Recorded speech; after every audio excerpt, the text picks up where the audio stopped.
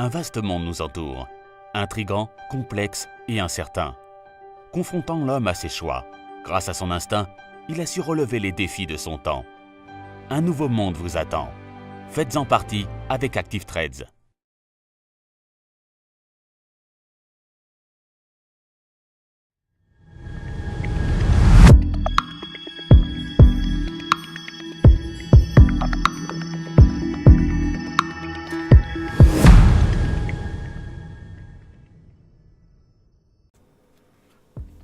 Bonjour à tous et bienvenue sur boursicoté.com pour cette nouvelle analyse technique Forex et matières premières avec une paire de devises euro-dollar qui valide ici la poursuite de son retournement haussier. Récemment, je vous ai tiré votre attention sur le fait que nous avions eu un contact ici sur la bande de Bollinger supérieure. Les cours sont revenus ici sur la moyenne mobile 20 exponentielle qui a agi par deux fois comme zone de support et la paire de devises euro-dollar vient de marquer un nouveau point haut significatif, donc proche du retracement à 23,6% de Fibonacci.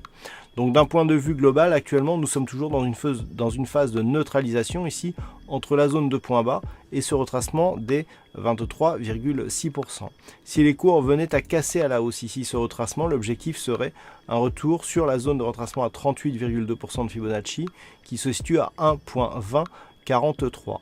Si les cours ici se stabilisent, eh bien un retour ici rapide sur la zone des 1.1915 pourrait plutôt faire craindre un retour rapide, voire une rupture, sur les points bas significatifs. Du point de vue des indicateurs, ça reste haussier ici.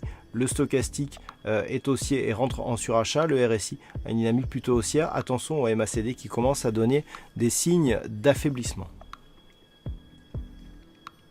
Sur l'or, nous étions là aussi dans une phase de temporisation horizontale suite au contact ici proche des 1300 $ l'once. Les cours ici sont stabilisés. Puis hier, j'ai attiré votre attention sur le test ici de la zone des 1322 points.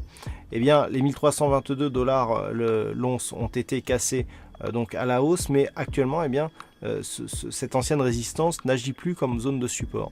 Donc on a potentiellement ici une phase de hausse qui est en train de prendre forme, mais qui manquerait de conviction par le fait que cette résistance ici ne s'impose pas en tant que support, donc qui pourrait donner un relais à cette dynamique haussière. Toutefois, on voit bien ici le contact appuyé ici sur la bande de Bollinger supérieure. Donc la dynamique court terme est haussière, mais peut sembler fragile par rapport justement à ce manque de conviction sur cette zone horizontale. Si les cours venaient à repasser ici d'une manière durable au-dessus des 1322 $ l'once, eh bien on pourrait avoir une zone d'évolution ici entre 1322 et 1344 $ l'once, mais pour cela il faudrait que la rupture ici haussière soit un peu plus durable que ce qu'elle est actuellement. Et puis enfin sur le WTI, hier j'ai attiré votre attention sur le fait que nous avions atteint l'objectif ici des 71,60. Et bien cet objectif a encore une fois été résistance aujourd'hui. Donc après le premier contact, on est revenu ici sur la moyenne mobile 20 exponentielle. Deuxième contact et deuxième retour ici sur cette moyenne mobile 20. Donc on est ici en phase d'une phase de stabilisation, mais qui reste dans une dynamique haussière de par le fait que les zones de points bas ici viennent chercher ce support de moyenne mobile. Donc on est ici dans une poursuite.